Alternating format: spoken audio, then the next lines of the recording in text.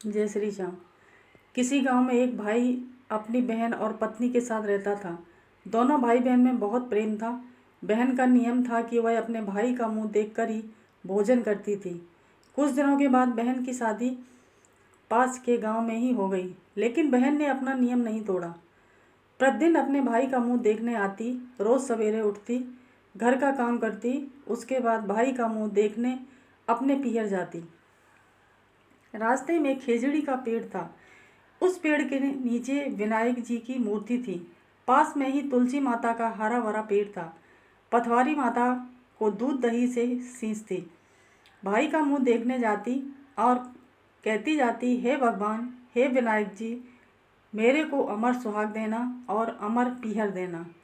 इस प्रकार से कहती हुई आगे अपने पीहर के रास्ते में चलती जाती। रास्ते में कांटों की झाड़ियाँ थीं। बहन के पैर में कांटे चुभ जाते। पीहर पहुंची, अपने भाई का मुंह देखा और पास में बैठ गई। भाई ने बहन के पैर से खून निकलते देखा तो पूछा, भाई साहब, आपके पैर में जख्म कैसा लगा? क्या हुआ?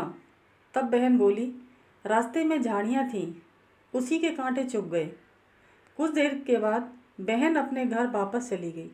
बहन के जाने के बाद भाई ने सोचा कि बहन मुझसे मिलने आती है, रास्ते में झाड़ियाँ हैं, उसके कांटे मेरी बहन के पैर में चुभ जाते हैं। अपने घर से बहन के घर तक का रास्ता साफ कर दिया। रास्ते में से विनायक भगवान, तुलसी माता, सभी को साफ कर किनारे कर दिया। इससे भगवान क्रोधित हो गए और भाई को हमेशा के लिए सोता छोड़ दिया। प्रातःकाल उठने पर पति की अवस्था को देखकर रोने लगी। सभी गांववासी एकत्रित हो गए, लोकाचार करने के लिए ले जाने लगे। तो पत्नी ने कहा कि आप लोग कुछ देर रुक जाइए, मेरी बाइसा का प्रतिदिन का नियम है, अपने भाई का मुंह देखने को वह आती ही होंगी। तब गांव वाले कहने लगे, आज तो मुंह देख लेंगी, लेकिन कल से क्या करेंगी?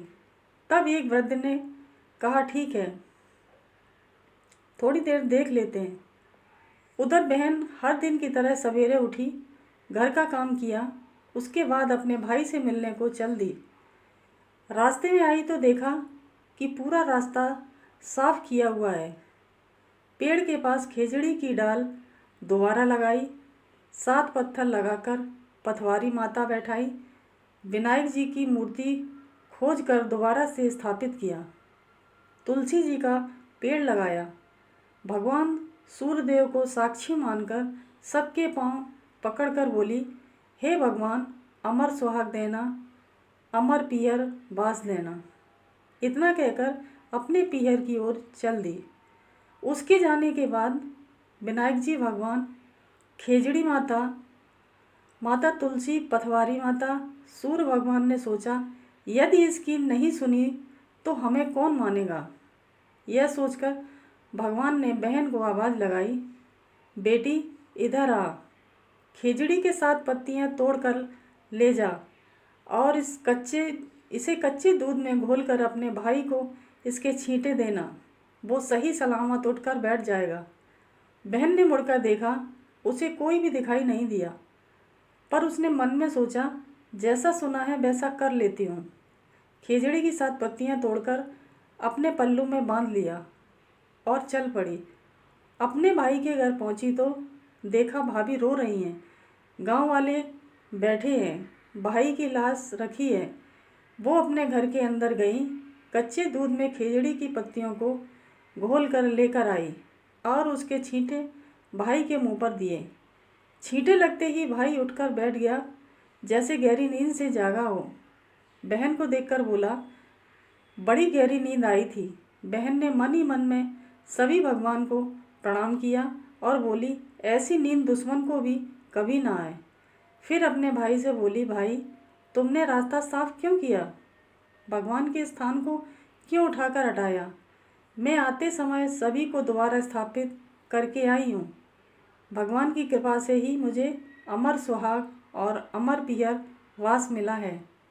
फिर हाथ जोड़कर कहा, हे भगवान, जैसे मुझे अमर सुहाग और अमर पीहर वास दिया, वैसे सबको देना।